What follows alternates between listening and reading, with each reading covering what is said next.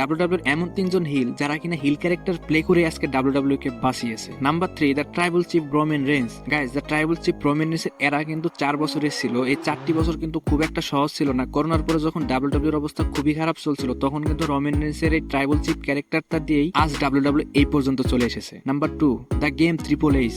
Guys, 2000 সাল থেকে 2020 সাল পর্যন্ত এর মধ্যে যদি কোনো সুপারস্টার থেকে থাকে ডাব্লিউডাব্লিউর জন্য খুবই ইম্পর্টেন্ট, সে হলো ট্রিপল এইচ। সে হিল ক্যারেক্টার প্লে করার মাধ্যমে অ্যাভলিউশন এবং অ্যাথরিটির মতো দুইটা ফ্র্যাকশন চালায়, এবং এই দুইটা ফ্র্যাকশনের মাধ্যমে কিন্তু আজকে দুইটা বড় বড় সুপারস্টার আমাদের সামনে, যেটা হলো সেথ রোলিন্স এবং কি র্যান্ডি অর্টন। এবং নাম্বার 1, ডাব্লিউডাব্লিউ ইতিহাসে যদি কোনো সেরা হিল থেকে থাকে সেটা হলো আর কেউ নয়, র্যান্ডি অর্টন। গাইস, র্যান্ডি অর্টনের কথা যদি বলেন, 2010 সাল থেকে 2018-20 সাল পর্যন্ত যতগুলা হিল আছে তার মধ্যে র্যান্ডি অর্টনকে কেউ কম্পিট করতে পারবে না। র্যান্ডি অর্টন এমন একজন হিল যে কিনা হিল ক্যারেক্টার প্লে করার পরেও বেবিফেস সুপারস্টারদের থেকেও বেশি জনপ্রিয় ছিল। র্যান্ডি অর্টনের যারা ফ্যান আছেন তারা অবশ্যই ভিডিওটাকে লাইক করে দিয়ে যাবেন।